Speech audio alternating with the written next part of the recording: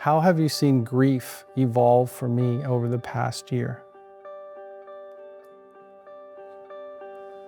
It is a roller coaster ride. It sure is.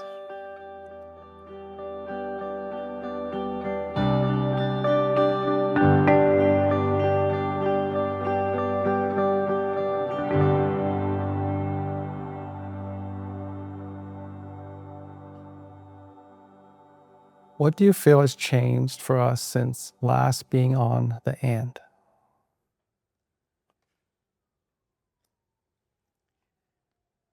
When we were last on the and, we had not even hit a year of having lost our son. And I remember saying, I'm hopeful that the next year will be better. But the next year was hell. Yeah. It's true what they say. It's true what they say about it being really difficult to deal with not having any last years, right? Right. So we say last year this time, he was gone last year this time. We were doing things without him, and we had all these experiences without him. I also think we, just in the past few months, have had a new outlook on life, maybe, where we've really understood that that's okay. It's just now a part of who we are. Right. And we don't have to hide it. Right. We feel it's okay to grieve, not try to be strong all the time for everyone else. I think just come to that understanding of we're different people now. We're different people. What do you feel is still left unsaid between us, and why do you think that is?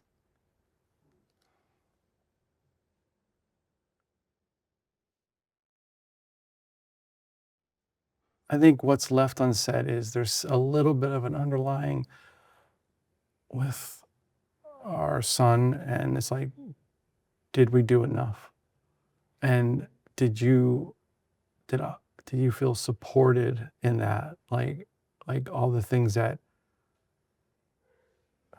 we tried to understand about his health and those things, and was there more that we could have done? I guess that's what I'm trying to say is there more we could have done to know that this was going to happen?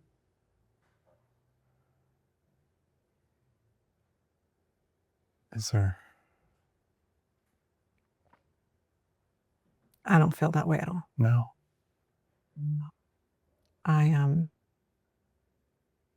think we did everything. How could we have known? Yeah. So, and I don't think that we have a lot left unsaid. I think it's more so the things that you hold back and won't say right away. And then I have to coax out of you. Yeah. Maybe. The previous year, you were easier to tell me, like, oh man, I'm really grieving today. But I would still see that same look on your face this year, and you wouldn't say it to me. You say, I'm fine. Right. And I thought we were past that. I thought we were past you saying, I'm fine. Yeah. And we have too many days of that. I think it puts a separation between us. Right. And then it takes us longer to reconnect. Like if we have like on the weekend and we're talking to each other, and I hate when I feel disconnected from you. Right. And I guess when I go back to like saying, yeah, we talk about a lot, but maybe it takes a little too long to get to certain things because I'm holding things in and I'm not being, saying things, being upfront about my feelings, and then it takes longer than it should. I agree with that because when you hear a question like what's left unsaid, I'm like, I can't really think of anything that's left unsaid, but if I didn't push, yeah, exactly. when I can see something's wrong, maybe that's it. Maybe that's it. Yeah. I have to push and be like, I can see that you're not okay. What's happening? Maybe you don't question yourself. Maybe that's it. Maybe you don't question maybe what's left unsaid to yourself is that you don't want to touch on those things like, oh, I'm feeling something. I don't even want to go there. Right. but then I see something's wrong, and even if you don't really want to go there, it's still there. Yeah. You know? I think that's right. Yeah.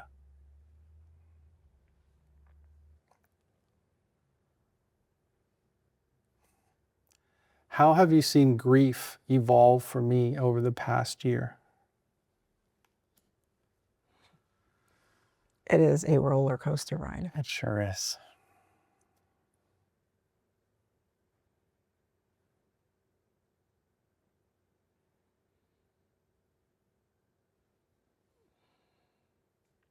Okay.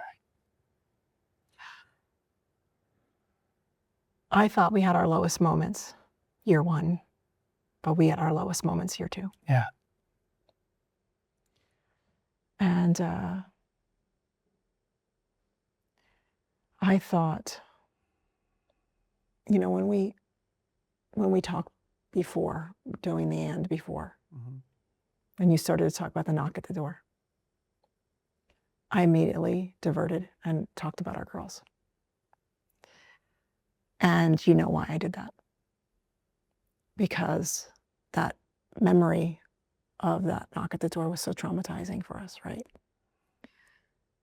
But I thought that moment, hearing you in the background saying, no, no, no, and hearing the words, I thought that would be our worst moment. But it is the reliving of that moment and hearing you when you were screaming that one night. You were in bed screaming. This past year in your sleep, and I woke you up and you thought it was happening again.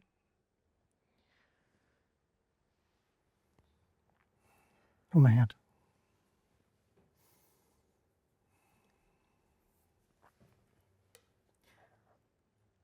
And that's why I say about us,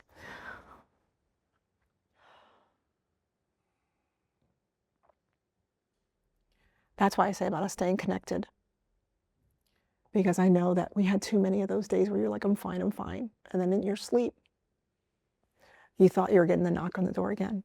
And when you woke up, you ran downstairs and you thought it was happening all over again. And I was like, I thought we were past this. And I realized it doesn't take long. So. You're right. And I don't know how do you feel like it's less triggering now thinking about that, or is it the same for you? Did we work through it? I feel like we worked through it a little bit. I think it's just how grief has evolved is like, now it's like you said a little bit earlier, it's like, there's no more last year's, there's no more of those. And it just seems like, how has it been so long since we've seen him and talked to him? And that's why I won't wash his clothes. I won't wash his clothes in the laundry room. It's like, is that still his smell? Is it still make like he's still there? I think.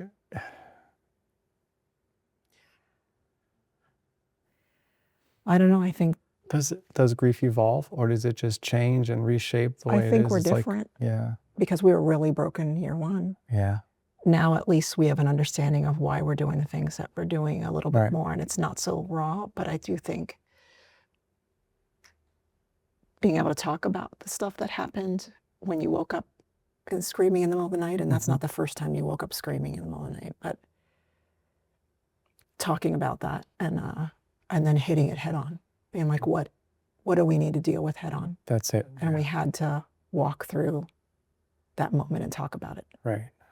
Yeah. And I think we're gonna have to do the same for his stuff. You have to continue to walk through the moments and talk through them and feel it and cry and let it all come to the surface. Because like you said, if you keep pushing it down, it takes you down with it.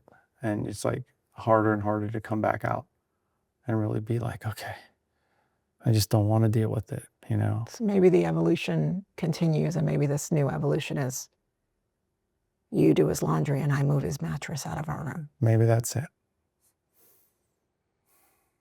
but I don't feel like it right now. So No. maybe later in the year.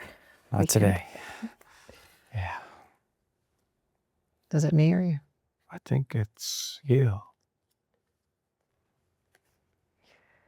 What do you suspect concerns me the most about us? And what advice do you have in regards to that? I think the concern is, I mean, we just kind of talked about it, is losing a connection and growing apart. I think that's the biggest concern, because it's like, that's really important. And we know that because, you know, you only get one life. You only get one moment possibly with someone. And if you don't really try and work, it's not always easy. I love you so much, but it's not always easy to connect. And it's something that we really need to constantly do. Just like you said, like just saying I'm fine really doesn't bring us closer. It really pushes us apart. But I think that's the biggest concern. I think the advice for me to give to you is, don't take I'm fine for the answer. I think the other thing too is how, it wasn't easy. We got one gift that we got after Brady passed was that we were able to fully connect to one another. Mm-hmm. And we no longer took for granted those moments that we had. And every time you leave in the morning, if you leave super early at 5:30 or 6 in the morning and I'm not up yet, I say, don't you dare leave the house without giving me a kiss goodbye. Right. And so I would get so mad at you. If I you'd be know. like, you were sleeping, I didn't want to bother you. I'd be like, don't you dare leave the house without giving me a kiss goodbye. Because I know it might be the last one and I would never want you to leave, Right. And I say, I didn't get my kiss that morning.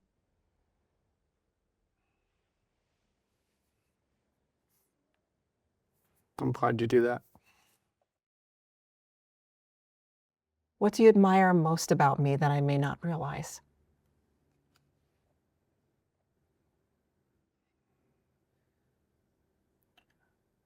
I admire your strength, and I really find it inspiring after all of the loss and all of the challenges. And I just always see like that glimmer of hope in your eyes, even through the toughest times. And I think you have so much strength. You see me as strong, even though you see me completely fall apart. Right. But you fall apart. We all fall apart. But then you're like, okay, get back on it, like Rocky theme song kind of thing, and charge the steps. I mean, I love that about you, because it's like, I know. Alexa, play Rocky. Alexa, play Rocky. Yeah. Yeah. Even though I know it's sometimes a really, really hard and difficult, it's like you're always going to bounce back. And I don't want to take that for granted, but that's what I admire most about you. And it's just always there. I think you have the same qualities. I think we make each other strong. What do you feel gives us hope, and what are you hoping for? I think what gives us hope is that we just recently started making plans again for the future. We didn't even want to think about, I didn't want to think about something that was like 3 months away. Yeah. We just recently started saying, yeah, you know what? We'll make that plan. Because I keep thinking, we'll make a plan for the future and then maybe one of us won't be here. I just keep waiting to be blindsided. Or something else will happen that'll blindside us. But I think what gives me hope is I'm doing that less now. You're doing it less now. And we're like making plans for things we want to do in the future, when we're back to putting things on our bucket list. Yeah. What does my love feel like? What does your love feels like? A weighted blanket. it just makes you feel safe and secure, and there's this, it's like a big hug, you know. It's just like I feel like I'm important. I feel like I'm heard. I feel like you truly care and love about me. It just feels so good. It's like the best feeling ever, I think. So your love is just all encompassing, and I just appreciate it, and thank you so much for it. I får säga den här igen. Love you, baby.